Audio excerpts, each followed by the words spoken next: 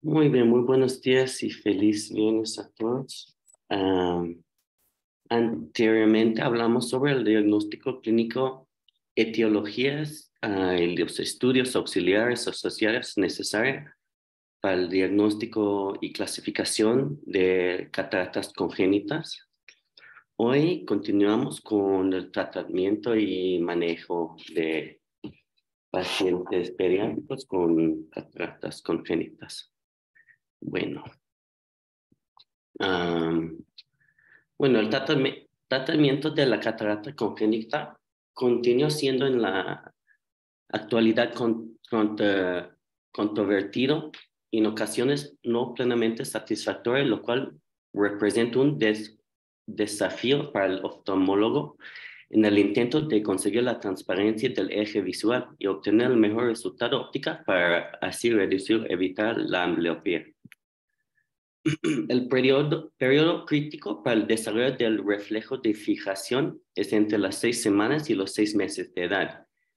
Este es el mejor momento para la cirugía antes de este periodo para prevenir la ambbliopía por privación del estímulo. En la catarata monocular densa, la cirugía debe realizarse lo antes que posible después del nacimiento. Bueno, la elección del tratamiento depende del grado de opacidad, por lo que en casos donde la opacidad es parcial, ya sea monocular o bilateral, con poca significancia en la capacidad visual, si no son evolutivas, pueden esperar y ser intervenidas quirúrgicamente de acuerdo a la progresión de la opacidad, manteniéndose en observación con su mejor corrección óptica en los casos de asimetría o monocularidad y la oclusión del ojo con mejor visión o la oclusión alterna está indicada. La decisión quirúrgica debe ser lo más precoz posible en cataratas congénitas totales o con involucro importante en el eje visual, ya sea mono o bilateral, siempre no se acompaña de otras lesiones oculares o extraoculares no visibles. Bueno, para operar o no operar es la pregunta controversial, cirugía o no cirugía. Una vez que has tomado la decisión quirúrgica, deberán considerarse algunos aspectos. Uno, la posibilidad de complicaciones pre- y postquirúrgicas, reintervenciones, cirugías múltiples y colaboraciones de los padres en el pre- y postoperatorio, porque obviamente la recuperación y el plan postquirúrgico es también muy importante para el desarrollo y recuperarse cualquier tipo de vista en esos tipos de pacientes. Bueno, una catarata visualmente significativa es una opacidad en el eje visual central más grande bueno, hasta 3 o más milímetros. La retina no visible o si en el fondo de ojo o el oftalmoscopio directo la retina no es visible, también es una indicación para la cirugía. Nistagmo o estrabismo presente en esos casos es otra indicación de la cirugía. Y mala fijación central después de 8 semanas de edad. Bueno, la cirugía de catarata congénita en la actualidad genera controversias por lo que se deben considerar algunos aspectos para un mejor pronóstico entre los que destacan. La reacción inflamatoria, entre la más pequeña el paciente con cataratas se observa mayor reacción inflamatoria y la cirugía resulta más difícil, así como el manejo postoperatorio, independiente de la técnica quirúrgica que se utilice. También la pacificación de la cápsula posterior del cristalino y el papel de vidrio se han estabilizado con factores condicionantes de posibles complicaciones. El crecimiento axial del ojo principalmente durante los 2 primeros años de la vida condiciona mayor dificultad en la selección de poder ideal para el lente intraocular. El problema con los lentes intraoculares es en el nacimiento la lente es más esférica que del adulto con una potencia de 30 diópters. los que compensan la longitud axial más corta del ojo de un niño y un bebé. Este disminuye a aproximadamente 20 a 22 dioptrías a la edad de 5 años, por lo que un lente intraocular que le da una visión normal en un bebé conducirá a una miopía significativa cuando sea mayor. Por lo que es aún controversial la colocación de lente intraocular en menores de 2 años, considerar en aquellos casos de afasia la posibilidad de corrección óptica mediante lentes de contacto o anteojos. La extracción de catarata en los niños se puede realizar con la técnica de facoaspiración mediante un equipo de ultrasonido que nos permita aspirar la catarata a través de una incisión corneal o escleral de 3 a 4 milímetros autosillante, por donde se introduce un lente intraocular plegable. Asimismo, es recomendable realizar una capsulotomía posterior con fin de evitar la opacificación de la misma que en el futuro interfiere en el eje visual, condicionada al paciente una nueva reintervención quirúrgica. En los menores de 3 años, se considera la vitrectomía anterior, ya sea por vía anterior o vía pars plana, con el objeto de disminuir las complicaciones de tipo inflamatorias y opacificaciones que involucran el eje visual. Para el manejo postoperatorio utilizamos corticoides, antibióticos para evitar infecciones y inflamación, mediáticos que tienen la finalidad de prevenir la aparición de sinequias posteriores. Y todavía el uso de corticoides sistémicos es aún resulta controversial. No sé qué opina la doctora Edith en el uso de corticoides sistémicos postoperatorios en esos pacientes. Bueno, vamos a esperar. Bueno, sí, tú sígueme. Ok. Bueno, complicaciones postoperatorias, la inflamación, disposición de pigmento en la lente, desprendimiento de retina y uno de los más comunes que necesitamos vigilar es datos de glaucoma. Bueno, la rehabilitación visual postoperatoria es también muy importante. Se basa fundamentalmente en 3 aspectos: la corrección de la ametropía residual con su corrección óptica, ya sea con lentes de contactos o anteojos, el tratamiento de la ambliopía y conservación de la agudeza visual y corrección de las anomalías asociadas con glaucoma, estrabismo, alteraciones corneales, entre otras. En algunos niños con afasia bilateral, las gafas se toleran mejor que las lentes de contacto. Además, un estrabismo secundario puede ser manipulado por efecto prismas de anteojos. Los lentes bifocales deben recetarse cuando el niño comienza la escuela. Si no se implante un lente intraocular, se administran lentes de contacto lo antes posible para evitar la ambliopía de privación de estímulo. Se debe realizar una retinoscopía frecuente en esos pacientes para reducir la potencia de la lente de contacto y suele estar indicada una sobrecorrección en esos pacientes de +2 o +3 de su graduación. Las lentes de silicón o los hidrogels blandos son bien tolerados en esos grupos de pacientes. Bueno, el pronóstico visual obtenido es directamente proporcional a la oportunidad de la que se realiza el diagnóstico y su tratamiento precoz. Si la catarata es unilateral y bilateral, la densidad de la catarata al diagnóstico, la mejoría de la técnica quirúrgica, auxilios ópticos y grados de discapacidad visual, por lo que resulta indispensable una evaluación periódica por el oftalmólogo y el manejo integral conjuntamente con profesionales habilitados en la estimulación visual, principalmente durante la primera década de la vida.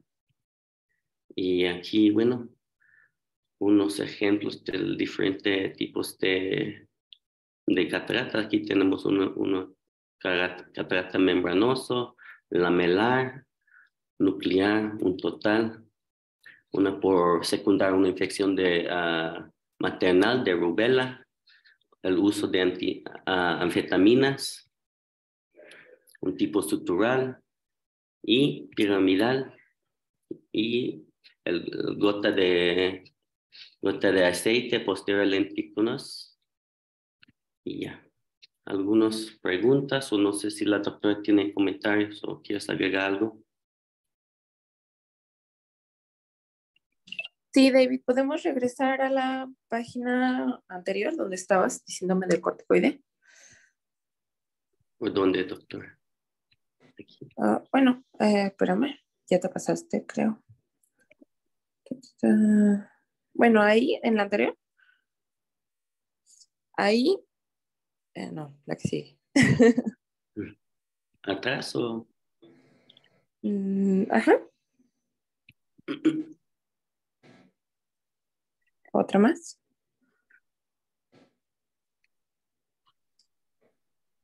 Recordar el periodo crítico, que bien lo pusiste ahí. Y cuando hablas de tratamiento, recalcar los 3 milímetros. ¿Por qué los 3 milímetros? Porque si tiene una catarata, por ejemplo, polar, y esta mide menos de 3 milímetros, así sea una catarata, no es quirúrgica. Creo que es una más de...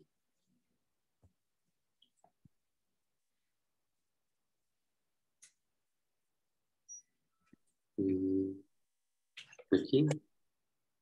Sí,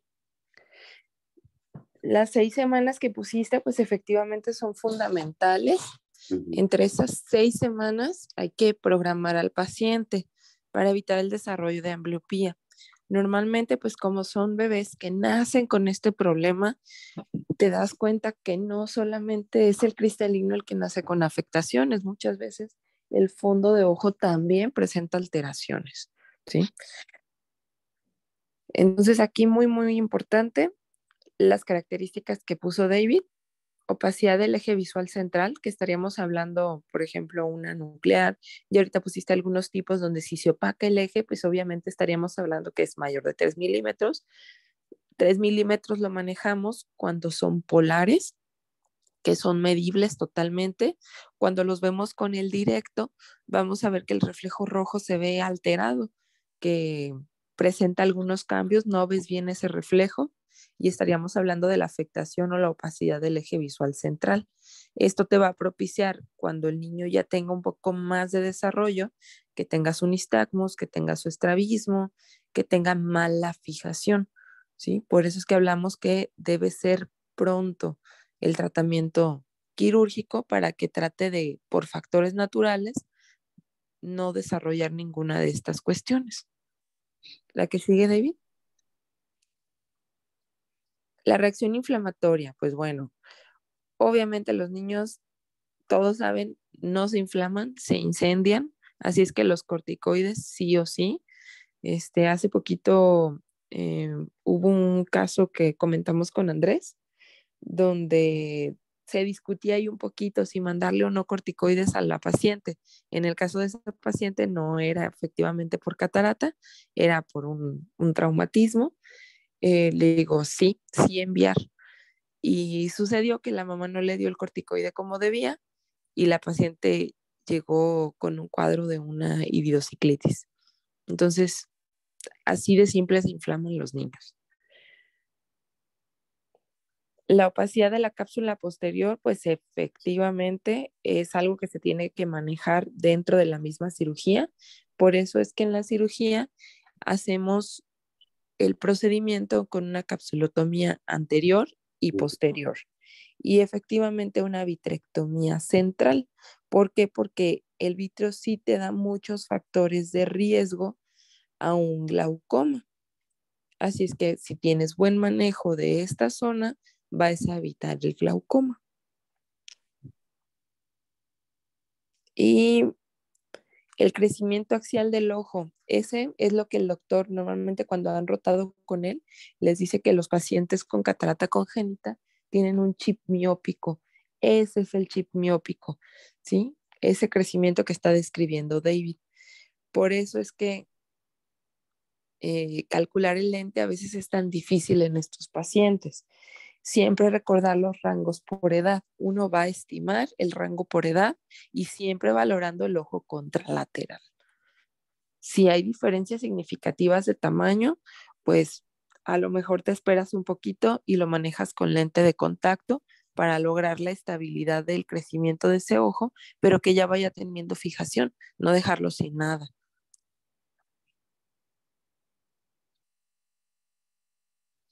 Y ahí lo describe un poquito mejor, donde disminuye de 20 a 22 dioptrías. El problema con el lente, van a encontrar escuelas donde dicen poner lente multifocal.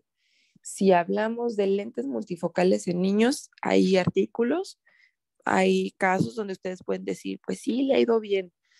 Si nos ponemos a ver en un adulto cuántos estudios le pedimos a un paciente para saber si es candidato a lente multifocal y ustedes quieren calcularle un lente multifocal a un niño, ¿creen que va a quedar bien? Pues no. Entonces, no se pone lente multifocal en niños, se pone lo más simple y con lo que menos problemas tengan. Ponemos un lente monofocal y siempre corregimos la metropía residual estimada para el crecimiento con un lente aéreo y su bifocal. ¿Por qué? Porque el paciente ya no tiene acomodación. Así es que hay que darle esas 3 dioptrías que el niño no puede. Si el niño es menor a 6 meses, incluso menor a 8 meses, mandamos toda la graduación que necesita, tanto lejos como cerca, en un lente monofocal. ¿Por qué? Porque estaríamos hablando que el bebé no camina. Así es que antes de que camine, les mandamos todo en adición. No le mandamos bifocal, sino que como monofocal de lectura, por así decirlo. Ya cuando camina el niño, ahora sí mandamos un lente bifocal. Y bueno, la anterior, ahí, esa mera. La anterior, David. Ahí muchos me pueden decir, la facoaspiración, ah, caray, eso, si el doctor dice que no, podemos hacer aspiración del cristalino, ultrasonido nunca. Así es que aspiración, sí, pueden entrar con la pieza de mano en las opacidades que sean nucleares, que se vean un poco blandas, ahí sí, pero idealmente lo hacemos en niños mayores de, por ejemplo, unos 5 años de edad, donde ya sabemos, no, incluso más, porque necesitamos que el paciente, en dado caso que tenga una opacificación de la cápsula posterior, sea un paciente cooperador para hacerle un jack láser. Entonces estaríamos hablando que si hacemos una facoaspiración, no haríamos como tal el procedimiento con el locutomo para una capsulotomía posterior. Y nosotros lo que queremos en un niño menor es asegurar ambos procedimientos. Por eso es que siempre entramos con el locutomo y se hace una lensectomía con su capsulotomía tanto anterior como posterior y la vitrectomía central.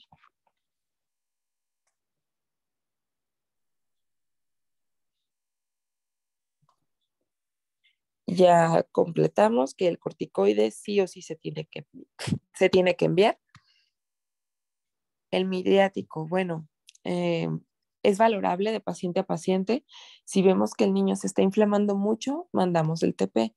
Normalmente no se manda. Recordar que hay artículos donde te maneja que el uso de carbacol o de algún medicamento que sea sí, miópico, en pacientes adultos te da un efecto posterior donde te sigue cerrando la pupila. Entonces, idealmente no usarlo en los niños, lo usamos, no digo que no, pero sí recordar que si usamos ese tipo de medicamentos, vamos a tener mayor predilección del ojo por cerrar la pupila.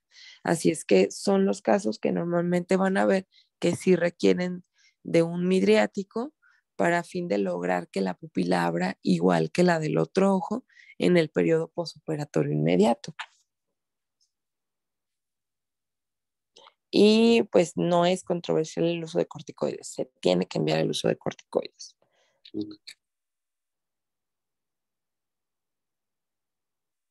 Ok. De las complicaciones posoperatorias, ¿tienen alguna duda?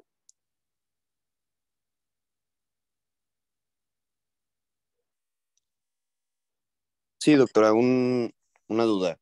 Estos pacientes, como lo comentaba, esto de la predilección por hacer miopía, una vez realizada la cirugía para retirar la opacidad, ¿inicia gotas de atropina diluida o se espera hasta ver si va a progresar a una miopía? Nos esperamos un poco que pase la inflamación. Si ya estamos viendo en el periodo posoperatorio, por ejemplo, del primer mes, que ya te está cambiando mucho la refracción, le mandas la atropina. Normalmente nos andamos esperando en los pacientes que sí vemos ese cambio rápido a los 3 meses, que es cuando ya podemos evaluar comparativamente hablando del primer mes al tercer mes.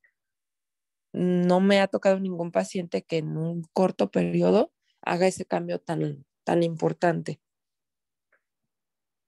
Perfecto, entonces hasta esperar después de los 3 meses.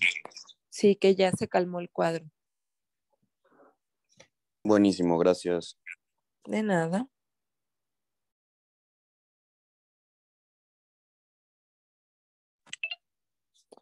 La rehabilitación visual obviamente se tiene que hacer. Normalmente van a desarrollar ambliopía, así es que hay que hacer manejo de ambliopía en los pacientes para estimular a la visión de ese ojo, porque la mayoría, les digo, no solamente es catarata, sino que tiene alteraciones en polo posterior.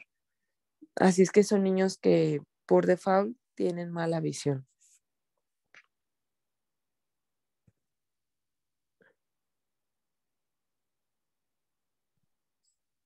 De las gafas ya hablamos. Antes de que caminen, se les manda la adición como si fuera un monofocal y ya que caminan, se manda el bifocal.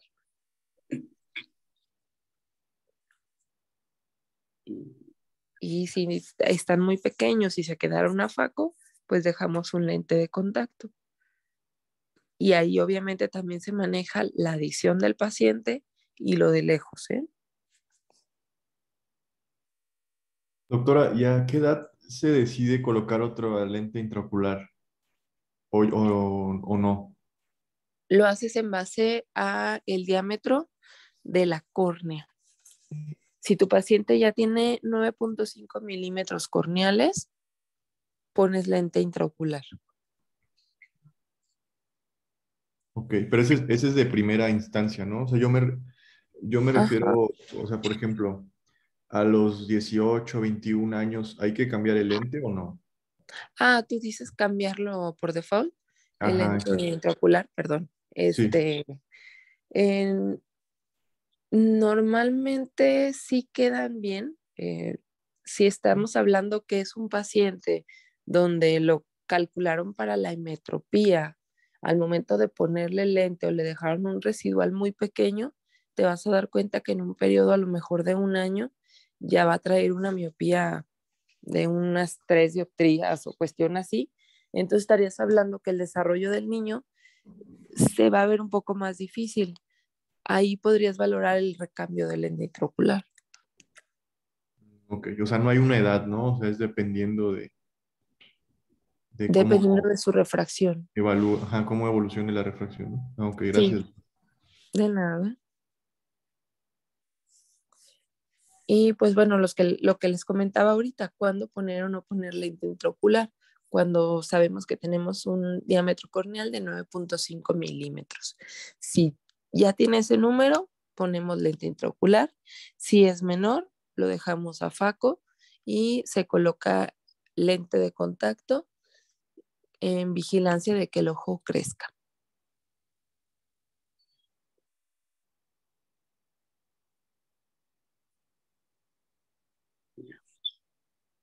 ¿Y alguna otra pregunta?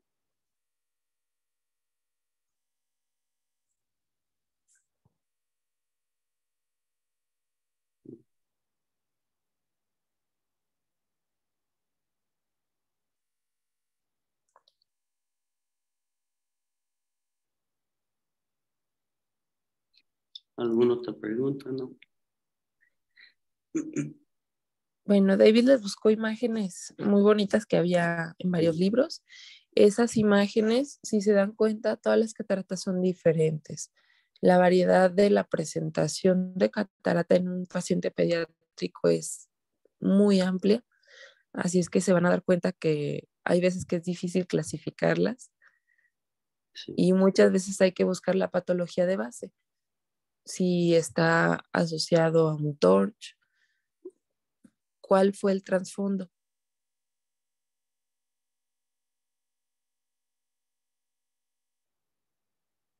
Bueno, pues terminaríamos la clase, ¿verdad, David?